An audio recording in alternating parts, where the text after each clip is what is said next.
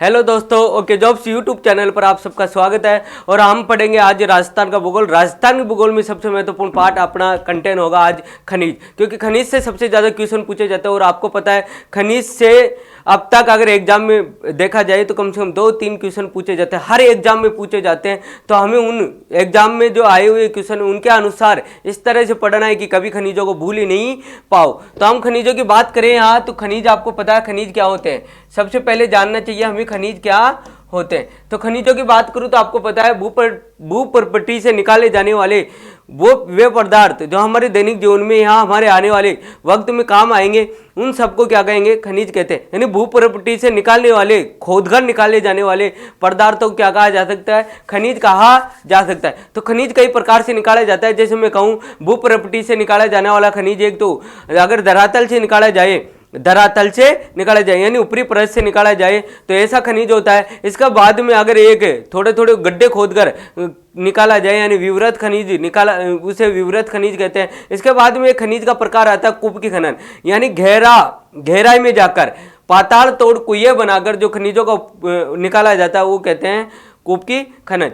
इनमें अगर कुपकी खनन में देखा जाए तो आपको पता है जो पेट्रोलियम पदार्थ होते हैं ये कुपकी खनन में आते हैं, क्योंकि इनको गहराई में खोदा जाता है। गैसीय पदार्थ होते हैं, गैस होती है, तो इनको किस में निकाला जाता है, कुपकी खनन के द्वारा निकाला जाता है। इनके अलावा तो आपको पता है भूप्रपट्टी पर पत्थर वत्थर ये मिल जाते हैं, इमारती लकड़ियाँ उकड़ियाँ मिल जाती है। तो ये सारे जो भी है ये किस में आते हैं, धरातलीय में। इसके अलावा जो थोड़े गड्ढे खोदकर निकाले जाते हैं वो आपको पता है मार्बल हो गया, कोटा हो गया, ये क्या है ऊपरी परत से नीचे की परत की तरफ जाते हैं तो ये निकाले जाते हैं। तो इस प्रकार से तीन प्रकार से खनिज निकाले जाते हैं। इनके अलावा बात करें तो खनिज के जो प्रकार होते हैं वो 2 प्रकार के होते हैं, एक धात्विक होता है, एक अधात्विक होता है। एक धात्विक और एक अधात्विक। और अगर बात करें अपन धात्विक खनिजों की तो धात्विक खनिजों में आपको पता है इसमें तारतम्यता पाई जाती है।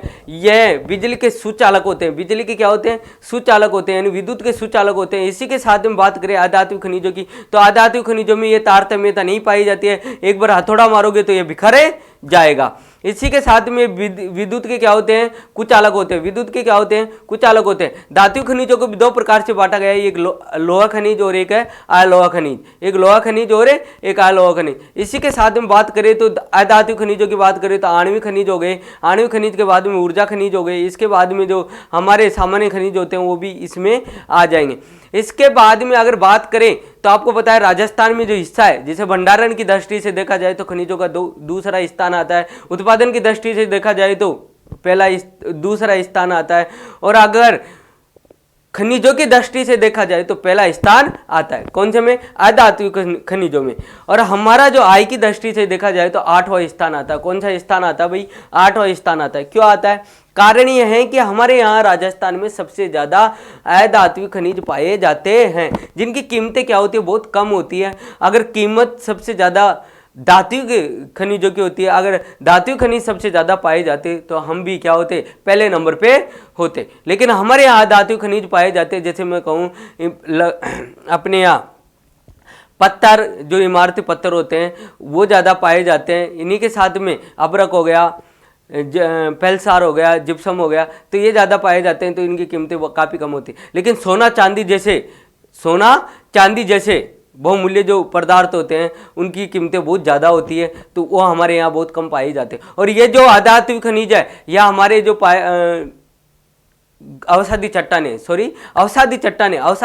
कहाँ पाई जाती है, अपने मरुस्थलीय भाग में पाई जाती है। और जो मरुस्थलीय भाग में पाई जाती है वहाँ पर आपको पता है इमारती लकड़ियाँ ये मिलते हैं। अवसादी चट्टानों से अधात्विक खनिज मिलते हैं। और आपको पता है झालोर में तो झालोर को ग्रेनाइट सिटी कहा जाता है। इसके बाद में बात करें तो हमारे जो अरावली पर्वत श्रृंखला है उसमें धात्विक खनिज पाए जाते हैं। कौन से खनिज पाए जाते हैं, धात्विक खनिज। यहीं अरावली पर्वतमालाओं से आपको तांबा मिलेगा, लोहा मिलेगा, चांदी मिलेगा, सोना मिलेगा, हीरे मिलेंगे। कहाँ से, धात्विक खनिजों से। कहाँ पर, अरावली पर्वत श्रृंखला में।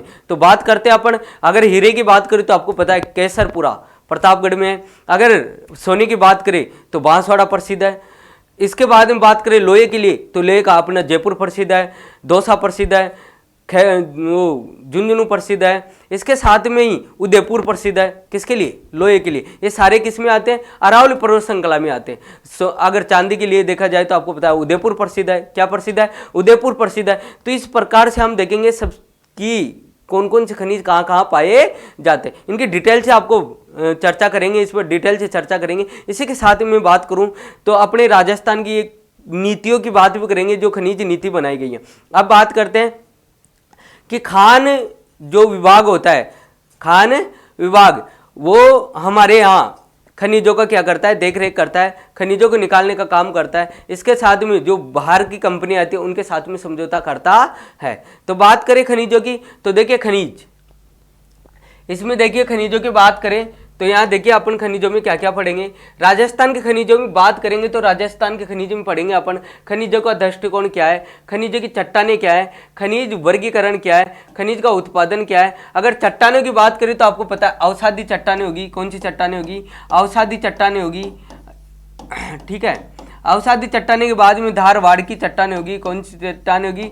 धारवाड़ करम की चट्टानें होगी, धारवाड़ करम की चट्टानें, इनकी बात करेंगे। इसके अलावा खनिजों का वर्गीकरण करेंगे, खनिजों का उत्पादन जो इनके बारे में बात करेंगे। खनिजों की नीतियां, खनिज जो नीतियां बनाई गई है, जैसे लेटेस्ट जो नीति है 2015, उसके बारे में बात करेंगे।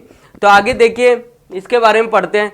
व्यक्तिगत अगर दृष्टिकोण से देखा जाए तो भंडारण में अपना राजस्थान कितना स्थान रखता है? सेकंड स्थान रखता है। उत्पादन की दृष्टि से सेकंड स्थान रखता है। विविधता की दृष्टि से पहला स्थान रखता है और आय की दृष्टि से 8वां स्थान रखता है। यानी खनिजों के बारे में देखा जाए कि खनिज हमारे यहाँ सबसे ज्यादा मिलते हैं और खनिज आपको पता है 81 प्रकार के खनिज मिलते हैं और 57 प्रकार के खनिजों का हम उत्पादित कर रहे हैं। खनिजों के प्रकार यहाँ मिलते हैं वो 81 है। कितने हैं? 81, 81। और उत्पादित किए गए खनिजों का जो संख्या वो कितनी है? 57। तो ये क्वेश्चन पूछा गया है, तो दोस्तों ये भी याद रखोगे। उत्पादन जो खनिजों का है वो 57 है और खनिजों के जो प्रकार है वो कितना है? 81 है। कितना है? 81 है। तो इनके बारे में याद रखोगे। अब देखो खनिज का भंडार, खनिज का जो भंडार है वो सबसे ज्यादा क्या है? सर्वाधिक अरावली में पाया जाता है। इसका कारण है अरावली में, अरावली को खनिजों का भंडार गृह कहा जाता है क्योंकि अरावली से सबसे ज्यादा कौन से खनिज पाए जाते हैं? धात्विक खनिज पाए जाते हैं। और अरावली क्षेत्र में, अरावली जो है वो धारवाड़ करम की चट्टानें हैं। कौन सी करम की चट्टानें? धारवाड़ करम की चट्टानें हैं।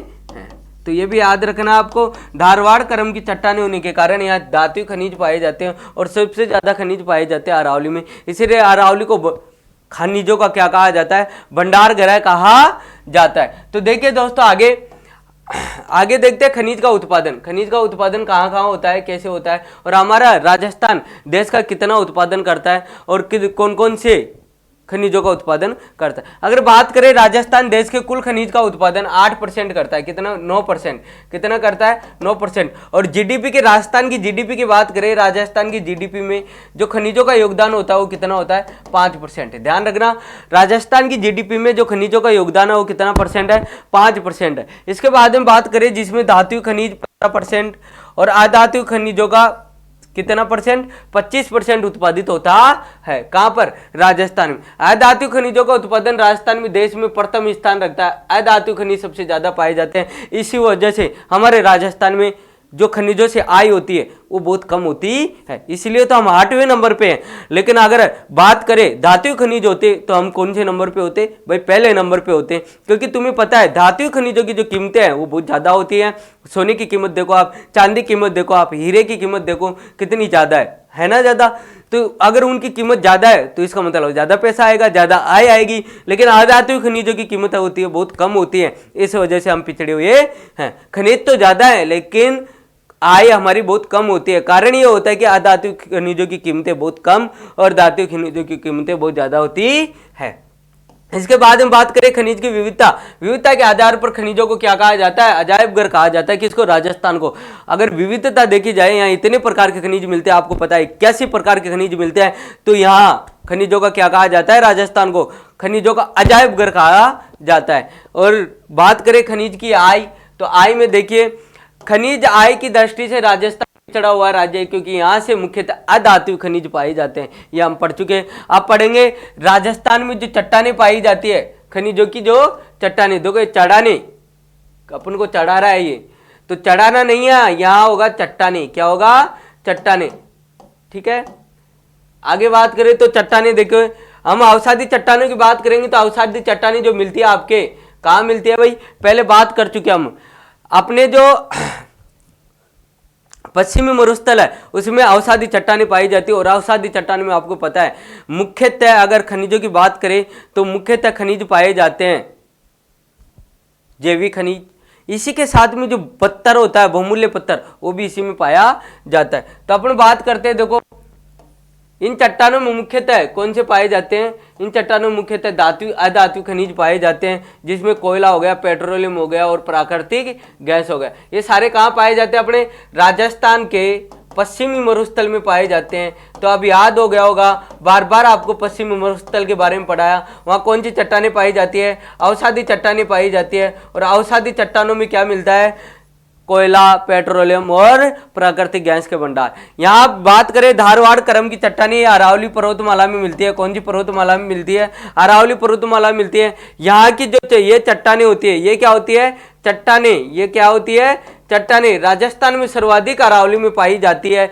इन चट्टानों में मुख्यतः धातुई खनिजों का उत्पादन किया जाता है, जैसे मैं कहूँ कॉपर का, लोहे का, पोटेशियम, जिंक और चांदी का। ठीक है, इसके बाद में बात करें अपन आगे विंध्य करम की चट्टाने। विंध्य करम की चट्टाने अपने जो पूर्वी दक्षिण पूर्वी पठार है, दक्षिण पूर्वी पठार उसमें पाई जाती है। तो यहाँ बात करें दक्षिण विंध्य करम की चट्टाने, तो यहाँ इन देखो, यहाँ से इन चट्टानों में मुख्यतः पत्थर पाए जाते हैं, जिसमें बलुआ पत्थर हो गया, चूना पत्थर हो गया, रेड स्टोन हो गया, कोटा स्टोन हो गया, हीरा पाया जाता है। हीरा कहाँ से पाया जाता है, प्रतापगढ़ के केसरपुरा से पाया जाता है, प्रतापगढ़ के केसरपुरा से पाया जाता है। तो इनके बारे में अपने एक डिटेल से बात करेंगे, चर्चा करेंगे इनके बारे में। तो इतना ध्यान रखना कि विंध्य करम की जो चट्टानें होती है वो कहाँ पाई जाती है, दक्षिण पूर्वी पठार में पाई जाती है। तो दोस्तों इनके बारे में अपना अच्छे से बात करेंगे, क्योंकि क्वेश्चन पूछा जाता है। और आपको पता है इन क्वेश्चनों से हमारे जो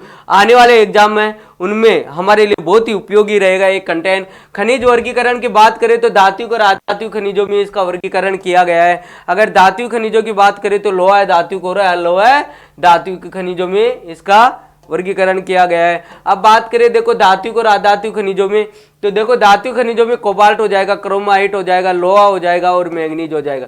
तो अपन सबसे ज्यादा बात करेंगे अपने राजस्थान में लोहा, मैंगनीज और टंगस्टन की, क्योंकि महत्वपूर्ण है ये खनिज।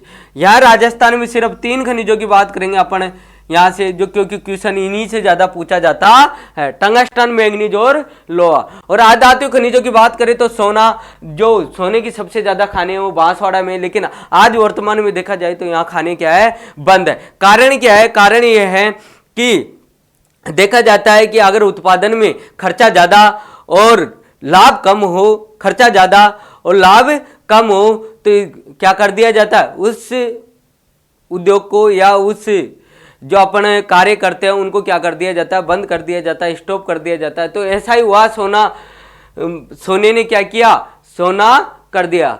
ठीक है, तो यहाँ ध्यान रखोगे, सोने ने क्या कर दिया, लोगों को सुला दिया, यानी जिन्होंने फैक्ट्रियाँ लगाई वहाँ पर उसको सुला दिया। और यहाँ जो सबसे पहले फैक्ट्री आई थी वो ऑस्ट्रेलियन आई थी, और ऑस्ट्रेलियन ने देखा कि यहाँ सोना खूब मिलेगा। जब उसने एक उपक्रम लगाया अपना, तो धीरे धीरे देखा कि उत्पादन तो बहुत कम हो रहा है लेकिन खर्चा बहुत ज़्यादा हो रहा है, और यह बंद करके चली गई। इसके बाद में अपना हिंदुस्तान जिंक लिमिटेड उसने कारखाना लगाया और उसने भी ऐसा ही किया।